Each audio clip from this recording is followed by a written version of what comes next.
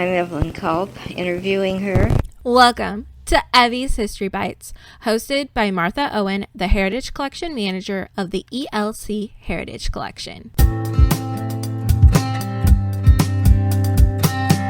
Welcome to another episode of Evie's History Bites. I'm Martha, your host, and we have another great episode for you. My husband Eli is back, and we discuss the Nappanee and Locke Feud. Let's get into this juicy topic.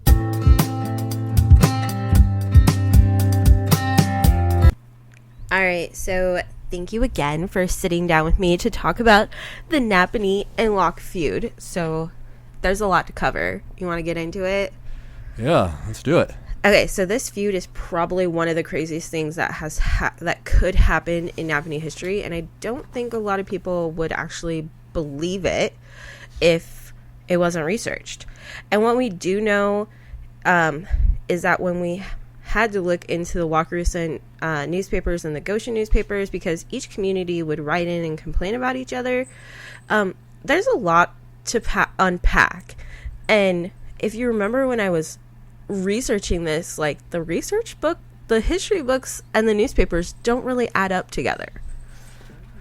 So first we need to set up the town of Locke. Locke was platted December 20th, 1865. There were 47 lots laid out along with 6 streets.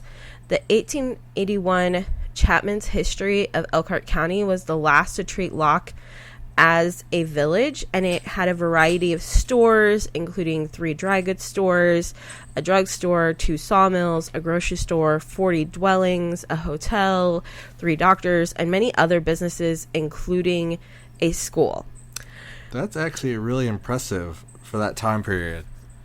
Yeah, it was this bustling community, and we do know the population of Locke. So the population in 1870 was 167 people, and by 1873, so a year before Nappanee showed up, it had grown to 200.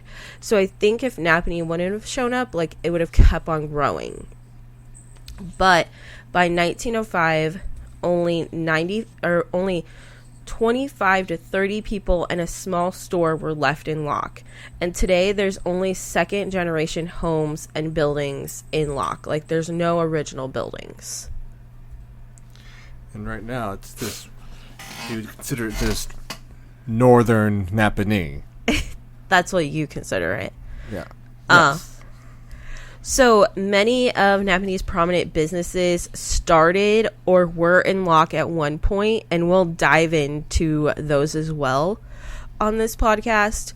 And Locke Township had already been established, and it was named for a gentleman, Samuel Lockwood.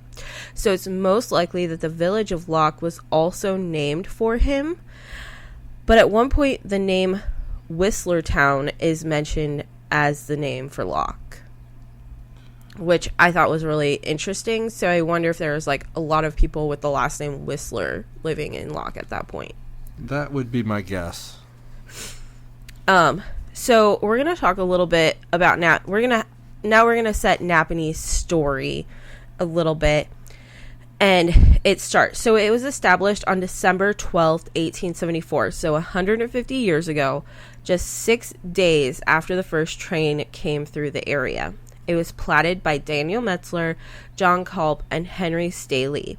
It was surveyed by George T. Auger, and 4 days later, so 4 days meaning December 16th, 1874, it was recorded at that courthouse. It was boldly headed as Nappanee with 2 P's, and there were 8 streets that were also laid out. So Locke and Union Township Road, which became Main Street, Market Street, Madison and Elm Streets, Clark and Locke Streets, and Walnut and Lincoln Streets. So Nappanee had a lot of stiff competition against other communities that were still trying to establish themselves. Because if you put into context, like, Wakarusa was already around. Goshen, Elkhart, Middlebury is older. Nappanee is really, like, considered only being 150 years old. It's considered being really young for this area. It's interesting how that is too. It's the baby of the You could say Yeah. Elkhart County. Mm-hmm. So, Daniel Metzler and John Culp, they gave a total of 5 acres to the B&O Railroad. And Daniel Metzler also gave $15 since he only gave 2 acres and Culp gave 3 acres. One thing that we do know is that the first house was built in January of 1875. So going into the newspapers and searching for Nappanee and Locke, you'll find that New Paris had written into the Goshen Democrat claiming that Locke's description of Nappanee excited New Paris. And C.D. Volkman tore down his steel plow manufacturing establishment, his dwelling house, put them on to wagons, and started for the new El Dorado. And that was the first house. So it was a transplant from New Paris. That's really interesting. And it sounds like it's based off Locke describing Nappanee. Yes. Excited someone from New Paris to move Yes. to Nappanee. Yes. Did I get that right? Yes. Which it's really confusing that it would be Locke's description of Nappanee, because once we get into this feud, like, Locke wouldn't even say Nappanee by name. So, and the history of Nappanee's name is also very interesting, because a lot of people ask, why do some things have 1 P or 2 Ps?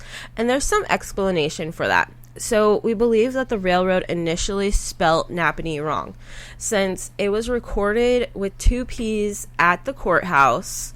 You may also notice that Coppice Nappanee has only 1 P. So that's because a company couldn't copyright a city name. On the depot, on the original depot, it has 1 P. The train, the railroad spelled it wrong. And then you also have Nappanee House, which we always say that the guy didn't want to pay the extra $1 to put in the extra P. So Nappanee is an Indian name meaning much flour, and Daniel Metzler selected the name Shawnee, but there was another town on the railroad already with that name, and so the railroad was like, we can't have 2 Shawnees. So he also talked about naming it Danville after himself. But so this is where we're going to get into a little bit of the feud. At the same time, there was a Locke delegation that was busy coming up with a name. They felt like they deserved to name this new town. So George and Henry Eby and Tobias and John Hartman were among the delegation. They wanted the name Locke Station. Daniel Metzler said that no town would have the name Station at the end because they wanted people to stay. But, with the name Station, Locke had other intentions. Daniel said that he had selected the name Nappanee from a book, and only after choosing the name did he find out that George and Henry Eby were originally from Nappanee, Ontario. So, and this is where we say, if you're a Metzler, congratulations, you named Nappanee. If you're Eby, congratulations, you named Nappanee. Because we really have no idea who originally named Nappanee. There's so many stories. What is your opinion? My opinion? Yeah. Which makes the most sense? I mean, George and Henry being from Nappanee makes the most sense. And them wanting to name it after their hometown of Nappanee. But I believe that I found when I was researching this that George and Henry didn't want it named after their hometown. So then I have to believe, like, Daniel Metzler saying that he found it in a book. That's technically not named after their hometown because there's that extra P. If you want to go that route. That is true, but Nappanee, Ontario is our sister city. Yeah. So I mean, there's the really crazy, far-fetched story about the maiden napping upon her knee. Oh, Nappanee, like, there's far-fetched stories as well out there. Yeah, and it's whimsical. Yes, I'll go with whimsical. I like the whimsical story. So with the feud, there also came some businesses and some other buildings. So in 1875, businesses, dwellings, and people started to move to Nappanee from Locke. We know that there were 4 buildings that came from Locke to Nappanee, and there was even more businesses. The 4 buildings were placed in the downtown, and 3 are still standing today. They're located at 109 South Market Street, so the 5 Diamonds building, 152 East Market Street, which would have been the hair salon, 112 East Market Street, which is the building that's to the west of the hair salon, and then there's also a 4th building that was torn down in the 1960s where Main Street Coffee House is. So some of the businesses that came was like Hartman Brothers, Walter's Drugs, and various other ones as well. So we're going to talk about Hartman Brothers for a little bit because their story is really, really interesting. So Samuel Hartman opened the store in Hepton in 1871, and his brother Jacob joined him there as a partner. They moved the store to Locke in 1873. Their brother John then entered the business as a partner in 1873 after it had moved to Locke. Tobias purchased Samuel's interest in 1875 and entered the business. J&J Hartman most likely was the store that was started when John entered the business, because when you do a little bit research about the Hartman Brothers, you do not find the Hartman Brothers store right off the bat. You find J&J Hartman. And that's the one that stayed once they decided to start the store in Nappanee. They had a large dry goods and grocery store there with J&J Hartman and Locke, and John Hartman stayed in Locke to run it. They carried a full stock of dry goods, groceries, boots, and shoes, and the store operated until 1883 when they fully moved the store to Nappanee. So the brothers established their business in Nappanee in October of 1875. So almost a full year after Nappanee was founded. The store was ran by W.G. Flugel until 1877, and that's when Jacob and Tobias moved to Nappanee. So it's almost like, Jacob and Tobias were like very hesitant to fully move to Nappanee until they figured out that their business would prosper there. Well, it was a new venture. You have to be careful. Yeah. So the Hartman Brothers was one of the first stores in Nappanee, and it was the largest of its kind. It conducted the general mercantile establishment, carried clothes, groceries, dry goods, boots, shoes, notions, carpets, and queen's wear. And it was well equipped with a large line of goods, and the business grew to gratifying proportions. They were buyers of all kinds of merchandise in large quantities, and they would always have the best prices. And the brothers were recognized as leaders and influential men in their departments, or of the town. And they eventually built a charcoal plant, a sawmill, a grain elevator, and they had a large interest in shipping grain. And they fully moved the business to Nappanee. So John came. Once they closed the store in Locke, John moved to Nappanee, and he became a very, very influential man in Nappanee. But they also had, a charcoal plant, a sawmill, a grain elevator. They shipped grain. They employed about 15 to 20 people. They always were looking for the improvement of Nappanee. And they also at one time had their own onion fields south of town. They began wagon delivery in 1879. So in 1910, the grain elevator burned down. In 1913, they built a mint still. In 1914, the store was given a new storefront, and after John Hartman passed away, his children took over the store in 1818, and the store eventually became G&N Grocery. So that wasn't 1918? Yeah, Back 19. in time? Oh my goodness. My notes are just off. So in 1919, John Hartman's children took over the store when he passed away.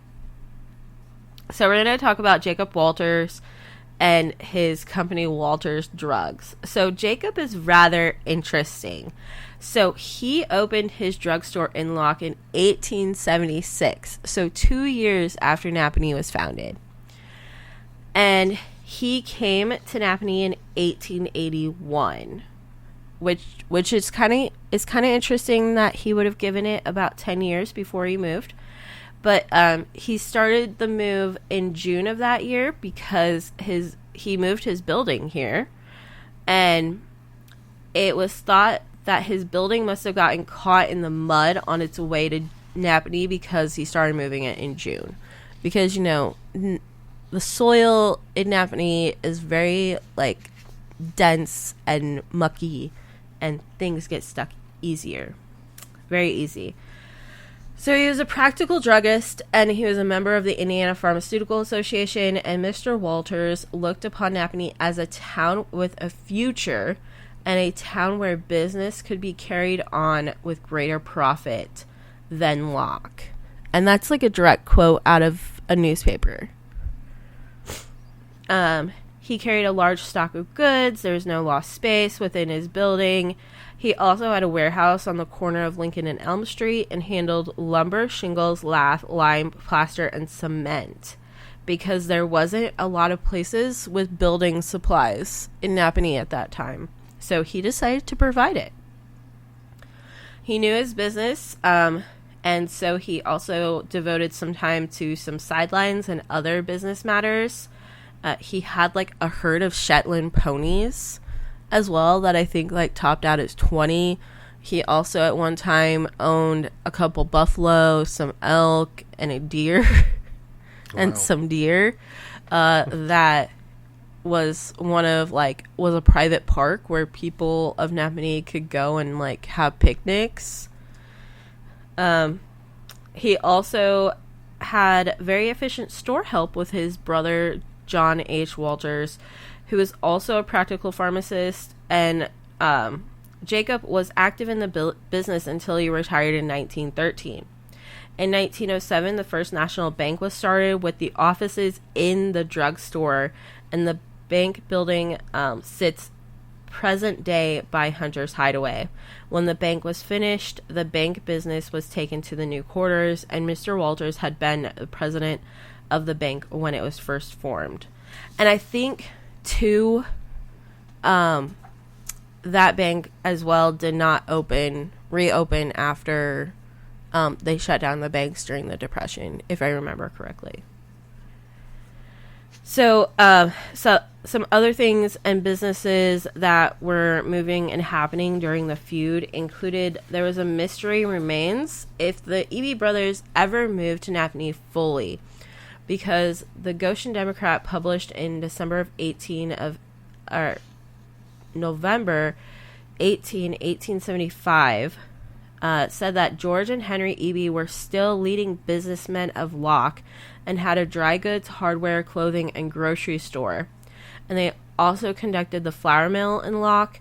And then in 1883, Henry and George would offer to move their flour mill to Nappanee.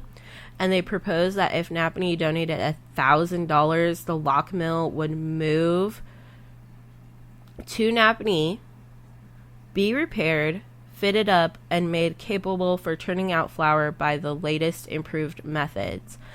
But by 1885, Nappanee was asking for subscriptions to build their own mill. It sounds like they didn't want to pay that much.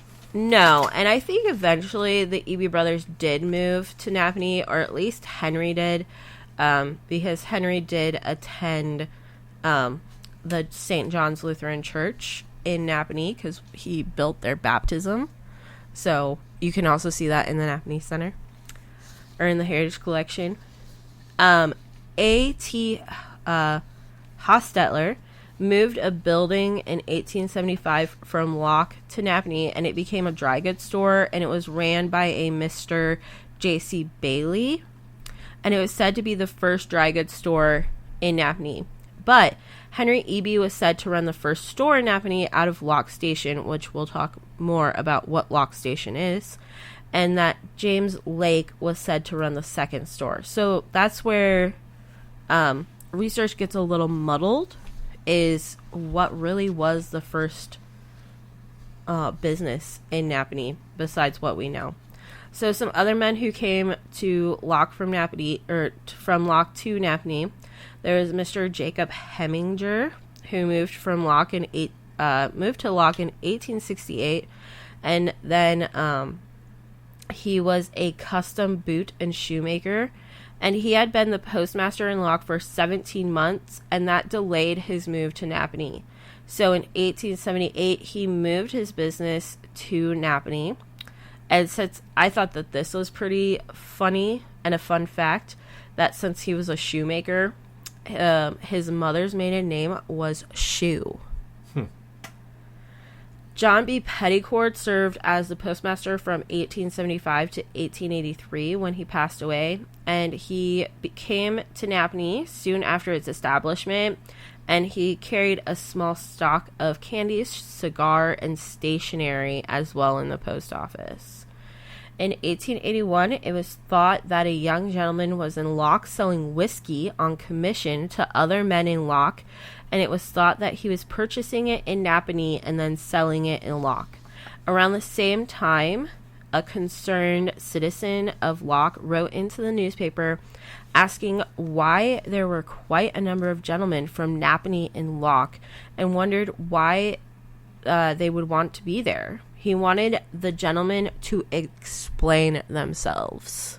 And then in 1884, the Nappanee Weekly News published a list of wants. They wanted a large park, a Lutheran church, a Reformed church, a Methodist church, a large opera house, another schoolhouse, a telephone to Milford, more graveled streets, a reading room and library, a 30-barrel-a-day flour mill, and more manufacturing establishments, which Nappanee kind of got all those things eventually.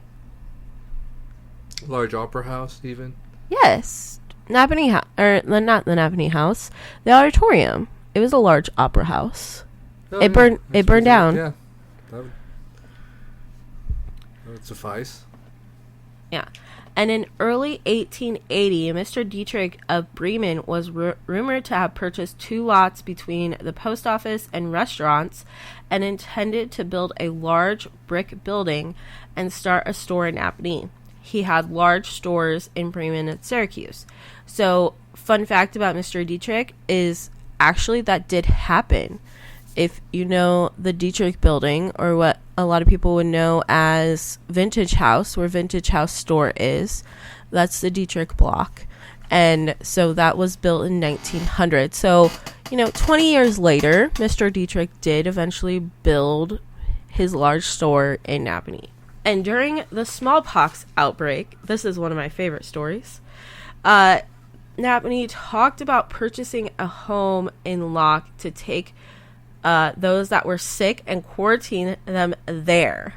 Locke was not happy with this idea since smallpox had been brought to Nappanee and they did not want it brought to Locke. That's wild. Yeah. So we've set the story of all of these prominent businessmen and their their businesses. We've set up the story of these two villages. So let's get into this feud. Are you ready? Yeah, let's do it.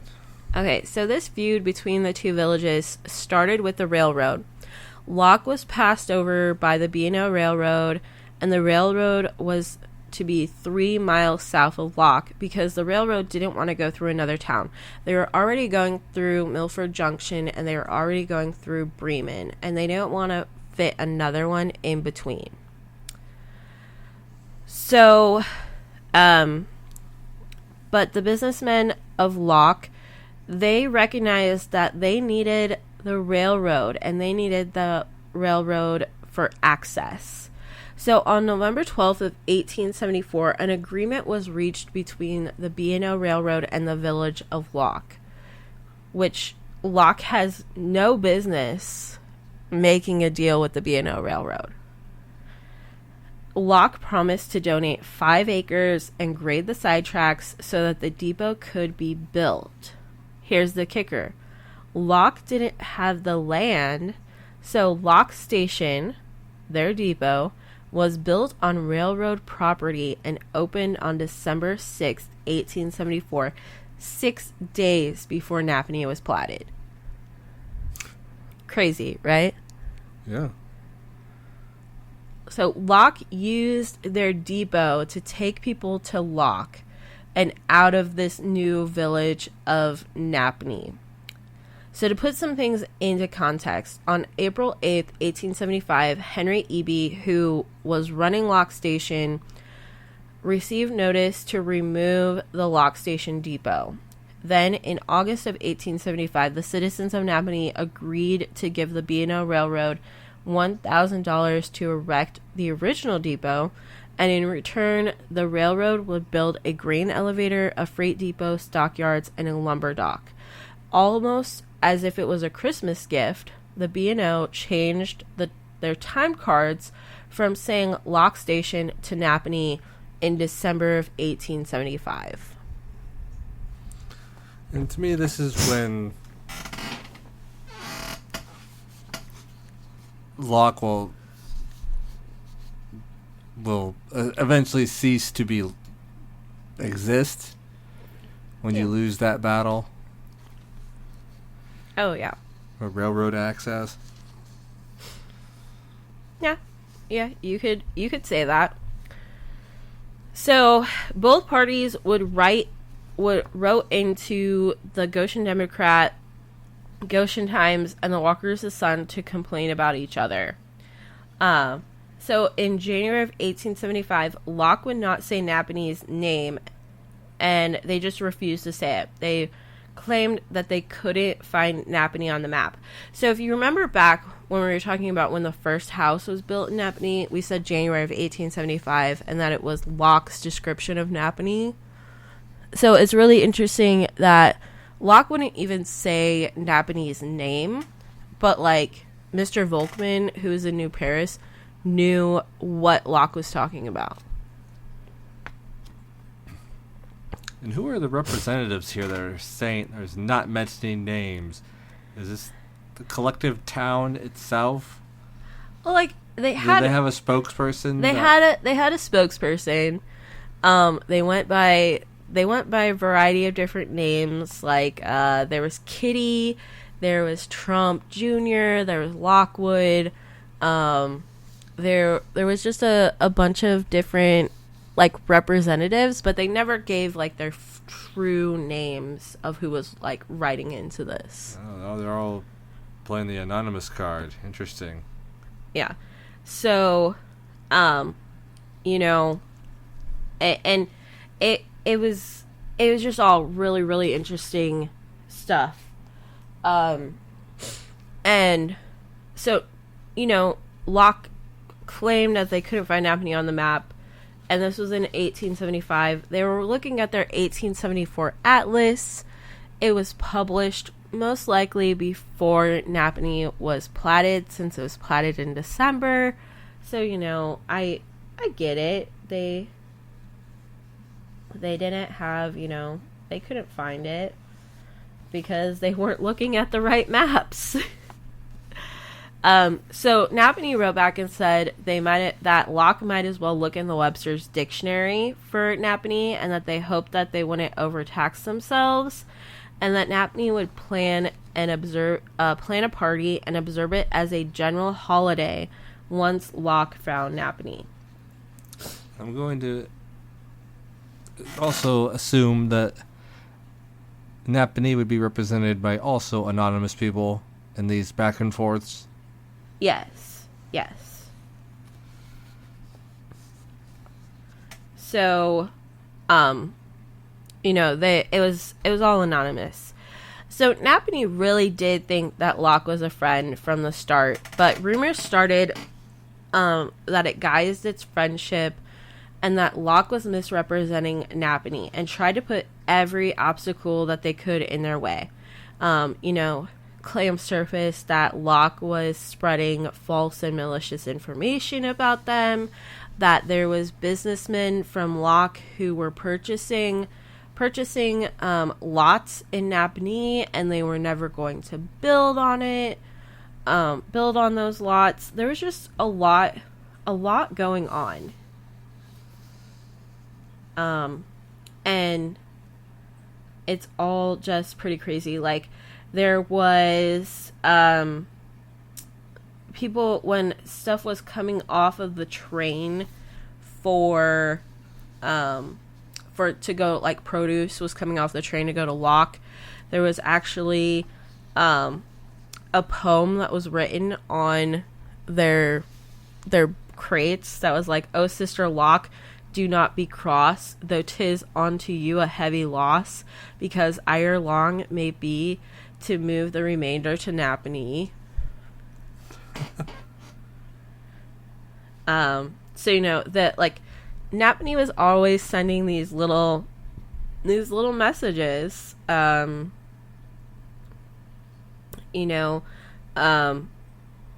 it's occasional is the one that was one of the others that was writing for Locke. So here is a quote talking about not being able to find Nappanee. So this is occasional writing in for Locke. This is, I forget which newspaper this is from, but this is what they said. "We would like to stress that the town's depot is owned and operated by the Eby brothers of Locke, with Henry Eby as the station manager. I would also like to point out that this magnificent place called I would like also to point out that where is this magnificent place called Nappanee anyway? I have consulted my atlas, but it could not find no such in it." And here is Nappanee's response to that. "We would like to know what has become of Occasional. We sincerely hope that he has not overtaxed himself in the endeavor to find Nappanee, and made himself sick. He was seen in a cutter recently, furiously driving northward from here, his hat pulled down over his brow, and he looked neither to the right or the left, but straight ahead. And by the determined glare in his eyes, it could plainly be seen that he meant to find Nappanee or die in the attempt.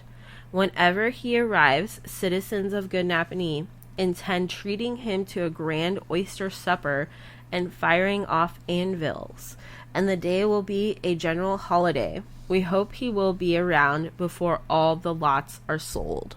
So, and it's just really, really, really crazy. Like, those are actually what they wrote about each other in the newspapers. And here's another one. This is when, Occasional only wrote like a couple times into the newspaper, and then it turned into Trump Jr. So Trump Jr. wrote, "Nappanee is rather severe on us after all of our efforts to help him build a town. Two of our merchants are already there with a fine stock of peanuts and bologna. Locke put up the depot, graded the sidetracks, runs a hack for the accommodation of those who may stop at the station. Yet he prophesizes our utter annihilation, makes sport of our best efforts to avert destruction, even denying us the poor privilege of a street lamp, by the light of which we, the survivors of Lot's desolation, can graze with bowed heads and aching hearts onto our broken idols. O charity, charity, have you departed from human beast that brethren should be treated thus? Nappanee, shake, we are your father. Do you think that George Lucas got that for, like, when he was, like, coming up with the line for Darth Vader, like, Luke, I am your father? Like, do you think he, like, read newspapers and saw that, oh, shake, Nappanee, we are your father? Sorry, that's just, like, a dumb thing that I was thinking about. No. I don't think he read Nappanee and Locke trivia. And so here's Nappanee's response to what Trump Jr. said. A terrible tornado passed through this place. First comes our friend Trump Jr., who accuses us of the blackest ingratitude in our conduct toward Lockeites, who have made us what we are, and on whom we depend for our future support. O Locke, who can read such touching accounts of your calamities without moistened eyes? We cannot, but forgive us when we politely inform you that you were never asked to build the depot, as the railroad company were under bonds to do that, and it was done purely interested motives, and that Locke did not grade the sidetracks, and that the Locke horse car company is the only benefit for Locke. We congratulate you upon the accession of the refulgent lamp, and so far from denying you the privilege of having one, we give you one sent towards another. But is it not in danger so near the gas factory? So they were pretty evil to each other, in a sense. A little. So the Wakarusa Sun, tried to give some advice to the two villages and to help them work out their differences. But neither listened, and it was rumored, like I said, that Locke parties may have purchased lots in Nappanee and planned never to build on them so that they could keep their own village alive. So they were trying to sabotage Nappanee. Yeah, that's a bit devious there, if that's true. Yeah. And it was also said that a prominent businessman in Locke offered up to $250 to a bending factory to locate in Locke rather than Nappanee. The bending factory's owner replied that they would use up the $250 in 3 months for having to transport their product from Locke to Nappanee so that it could be shipped via the railroad. And that just goes back to what I was saying earlier. Once that railroad went in at Nappanee, it was essentially over for Locke.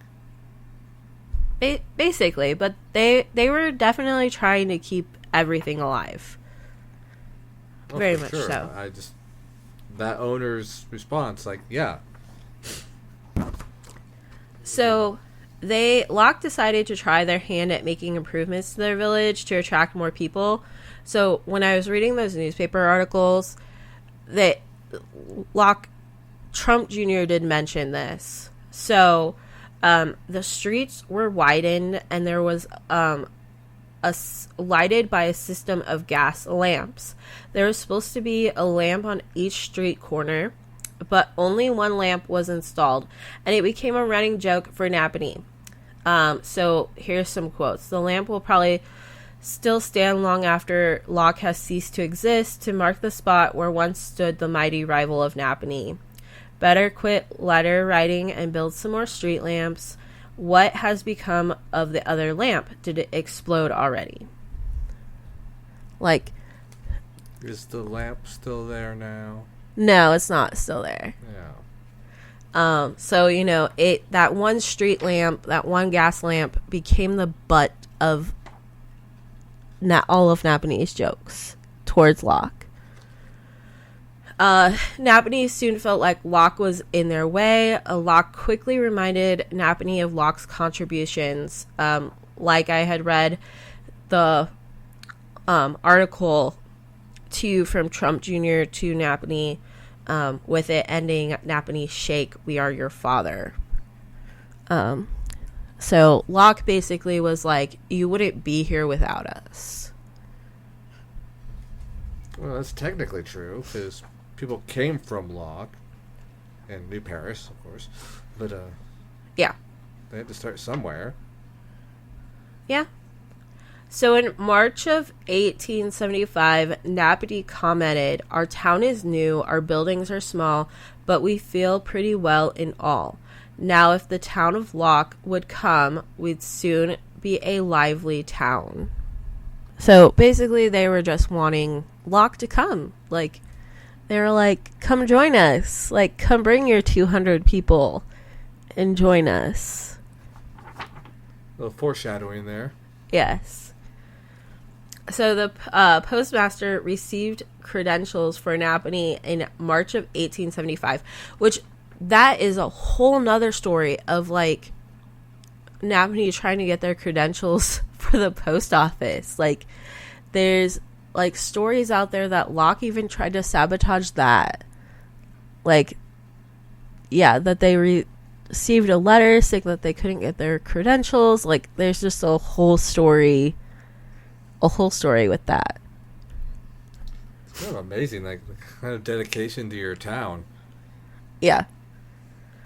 So in 1879, the county newspaper stopped publishing any further infighting between Locke and Nappanee. Locke's post office was disconnected in 1893, and for Nappanee they had won, and for Locke it was a matter of just accepting what was the inevitable from the start. Well, yeah. I mean, once the railroad went in where it did, they wanted it near them. It'd be interesting to see what would have happened if that would have taken place. Yeah. Like, there would be no Nappanee. A still active train would have gone. I don't think there would still be an active train, because if you think, like, Wakarusa was also built on there's a railroad that went through Wakarusa. We have no tracks anymore. Right. Like, the last tracks were probably taken about like 15 to 20 years ago, but like, obviously it was because like they were just still there. Like, you could see where the tracks were supposed to be. But yeah, I've seen it. Yeah.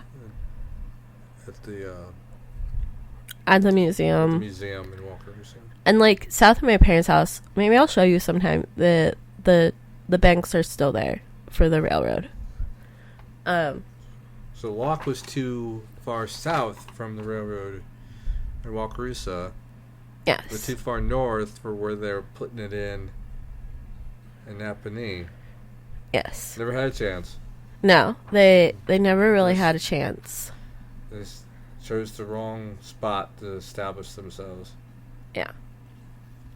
And it's rather interesting. Like, I wonder why they established themselves there. Like, what was the drawing point to establishing Locke there? That's a good question. Like, 'cause there's a free spiritedness to all this. We're talking about the 1800s, and people just seeing a bunch of land. It's like, this is good enough. Yeah, because some houses here. Because like, Elkhart has the appeal of the river. A lot of cities.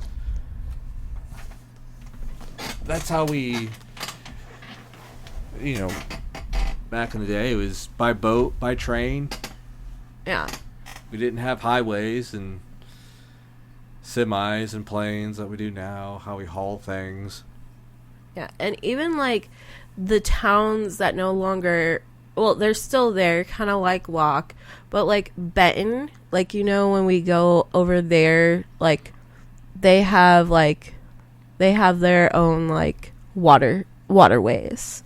So, like, what was that appeal to settling Locke where they did? Because there was no waterways. There's no railroad. Like, you know, I wanna go back and, like, pick, you know, the Hartmans and the EB's brains, being like, why did you... Why here? Yeah, why here? And I've never really thought of that before. Like, why here? Like, you know, Nappanee wasn't supposed to exist. Like, the railroad didn't want to go through another town. But obviously, you know, Nappanee is a railroad town. It popped up overnight, 6 days after the railroad. But, you know, like... People took advantage of that. Yeah. And like I said, it is one of the younger communities in Elkhart County as well. So that's pretty crazy. So in 1908, the last Locke landmark was removed, and it was the Locktown store building, and it was turned into a barn. So I took this quote from a gentleman, James Wygant. He wrote the book. They called it Nappanee. He was a huge Nappanee history person. Like, I go towards his research a lot, especially with They Called It Nappanee and things like that. He wrote an article called Locke the Ghost Town, I believe.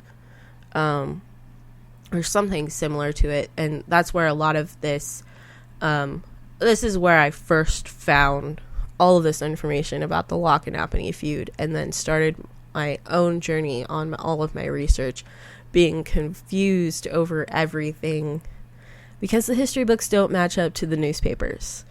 This was a quote from the article that he wrote, saying that Locke just became just a little hamlet on the side of the road.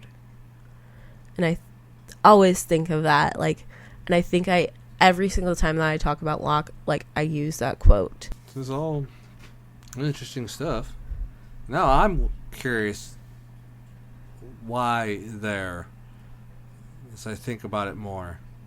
And I don't know if it's because there's some ditches there too. So, like, I don't know. And I also wonder, too, if it wasn't because of, you know, Nappanee was a swamp. And... Yeah, they thought they didn't want to deal with that. And let's just go a bit farther north where it's not as swampy. Yeah, a little more clear. Mm-hmm. That could have been as simple as that.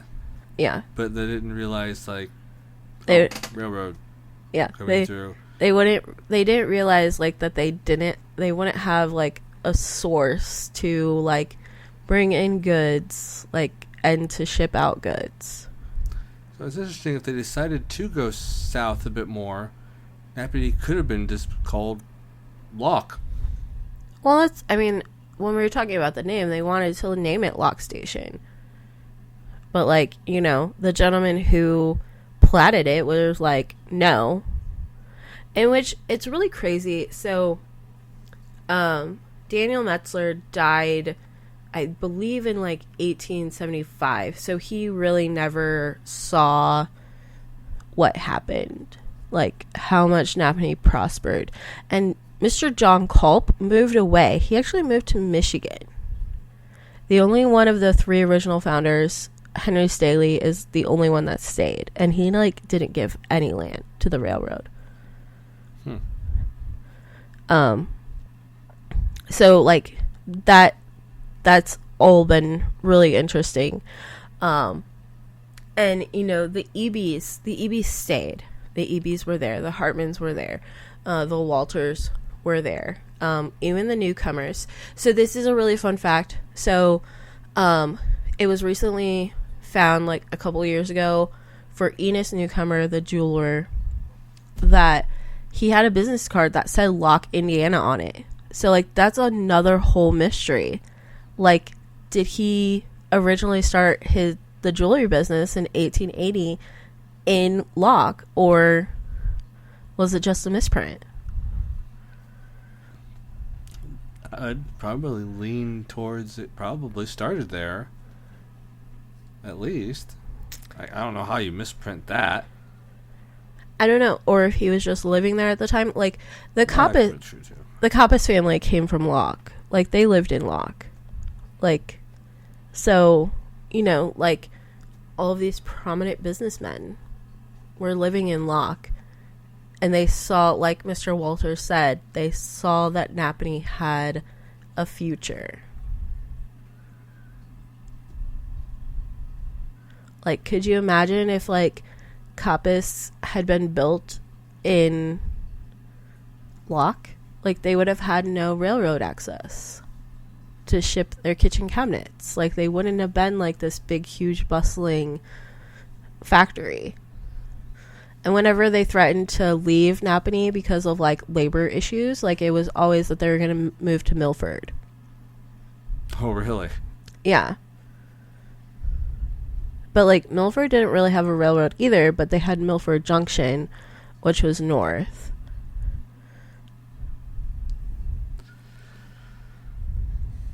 There's just so many questions, and it's so hard to, like, wrap your head around, like, everything. Like, you could go down, like, so many different rabbit holes with this. I do feel like there's missing elements to this Locke in general. And maybe there's not much there to tell, but like you said, why choose this spot as opposed to the obvious? Yeah. And then your weird rivalry with the town, which was always going to go beyond you because of said railroad. Yeah, that is true. And, you know, like, you have to, though, like, applaud their gumption of trying to stay, like, viable. I'm trying to imagine these anonymous people writing these letters into the newspapers just to badmouth another town that you're just a couple miles north of. Well, and what I didn't mention is, like, why the Goshen Democrat and Times and the Wakarusa Sun were publishing these is because Nappanee didn't have a newspaper until March of 1879. And Locke had never had a newspaper. So they're using the neighboring towns' newspapers to badmouth each other. Yes.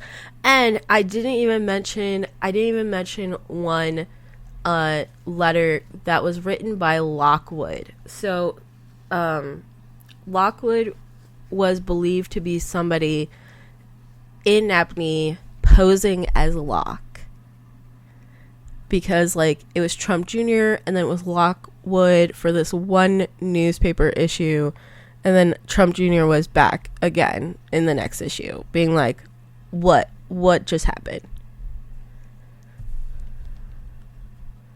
I'm trying to. I almost think it could be a collected effort of different people. Mm-hmm. But they're all aware of each other. Yeah. I don't know. Like, Lockwood really went for the heartstrings, though. Yeah. And, like, you could tell that it was not, like, your usual, like, badgering of Locke. Or badgering of Locke to Nappanee. Well, some people from Nappanee probably didn't even care so much because the writing was on the wall at that point. Yeah, that's true. But it's all rather interesting. And, you know, there's so much to the story that we didn't even cover. Like, so much. Like, you know, we didn't even talk about Lockwood, like, and all that kind of stuff. But yeah, it's all rather interesting, and now I have more questions, and I might just go email the Goshen Public Library asking them to do more research for me. Yeah, it's because obviously town rivalries are still a thing, of course. Yeah, of course. Like, you know, now it's more like sports. Like, Yes, you know, it's usually high school, colleges, whatever.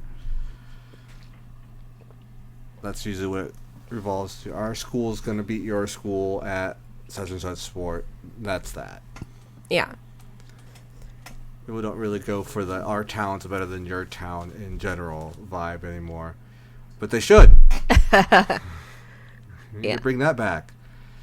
So yeah, you know, this is all really interesting. I wish that like we had more time and could just like research like right on the spot of like being like, we need to like create a time machine and go back and be like, why here? You can work on that, right? Sure, I'll get right on that. It's like, we want to know why I chose here, because if you just go 2 miles south, Yeah. 3, Yeah. It's more like 3. yeah, you will thrive, and a town called Nappanee will cease to exist. Yeah. Well, thank you so much for joining me again to talk this through, even though now I have more questions. Yeah, I do too, actually. And we might not be able to answer them. No. Depends on what you find. Yeah. All right. So you want to do this again sometime? Oh, sure, why not? All right. Thank you so much for joining me, Eli. I appreciate it. You're welcome.